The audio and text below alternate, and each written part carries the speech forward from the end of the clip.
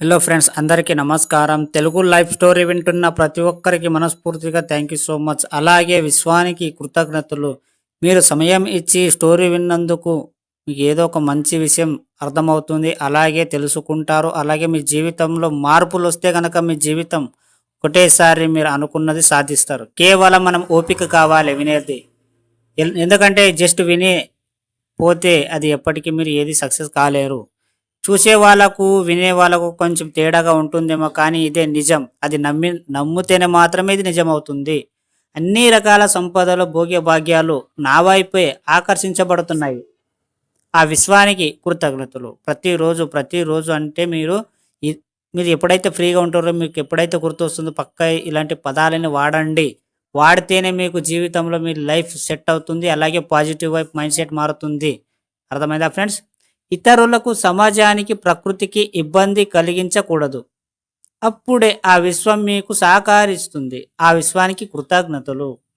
ఎప్పుడు కూడా మనం ప్రతి ఒక్కరికి అంటే నీకు అనుకున్నది ఎంతో కొంత సాయం అయితే చేయండి. మీరు 100 రూపాయలు సంపాదిస్తే దాంట్లో 10 రూపాయలైనా మీరు ఖర్చు పెట్టండి. ఎందుకంటే ఖర్చు పెట్టినప్పుడే మనకు ఇంకా ఆదాయం ఇవ్వడం మొదలు పెడుతుంది.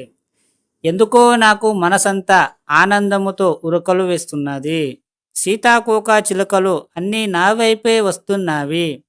చక్కని పూల పరిమళం, నా వైపే అందమైన పసిడి నవ్వులు, నా కళ్ళు నేలకు తాకినట్లుగా ఎంతో హాయిగా వేరే లోకంలో వివరిస్తున్నట్లు అలా కొంత దూరంలో చక్కని బంగారు మెరుపు, గొప్ప కాంతి.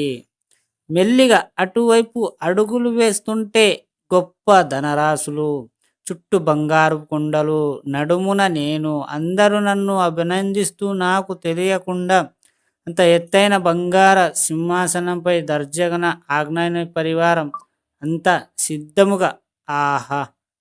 ఎంత చక్కని అనుభూతి. నేను సకల సంపాదలతో నేను మునిగి ఉన్నప్పుడు అణువణువు పులకరింత ఆ విశ్వానికి కృతజ్ఞతలు.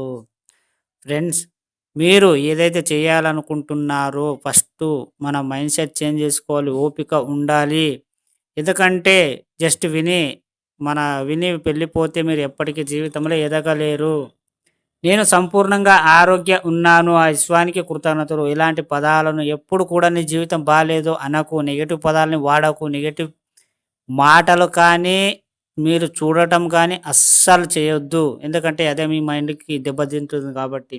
నేను చాలా సులువుగా డబ్బు సంపాదిస్తున్నానో ఆ విశ్వానికి కృతజ్ఞతలు. మీరు ఏదైతే పని చేస్తారో అది చాలా ఈజీగా ఉందని అనుకోవాలి. ఎందుకంటే ఈజీగా ఉన్నప్పుడే ఈజీగా డబ్బులు రావడం మొదలుపెడుతుంది. కష్టంగా ఫీల్ అయితే మీకు కష్టంగానే ఉంటుంది. కష్టంతోనే మీకు డబ్బులు వస్తూ ఉంటాయి. నేను దివ్య ఆత్మ స్వరూపాన్ని, నన్ను మించిన వారు లేరు. ఆ విశ్వానికి కృతజ్ఞతలు. నేను ఆనందముగా ఉన్నాను. సంపద నాకు మంచి మిత్రుడు. ఆ విశ్వానికి కృతజ్ఞతలు. నేను ఎప్పుడైతే ఏ జీవితంలో మీరు అనుకుంటారో, మీరు డబ్బుని ఎంత ప్రేమిస్తారో అంతక మీకు డబ్బు రెట్టింపు మీ దగ్గరికి వస్తుంది. ఇది ఒక్కసారి అనుభవించి చూడండి. డబ్బుకి ప్రేమించండి. అర్థమైందా ఫ్రెండ్స్? ఈ స్టోరీ విన్న ప్రతి ఒక్కరికి మనస్ఫూర్తిగా థ్యాంక్ యూ సో మచ్. అలాగే విశ్వానికి కృతజ్ఞతలు.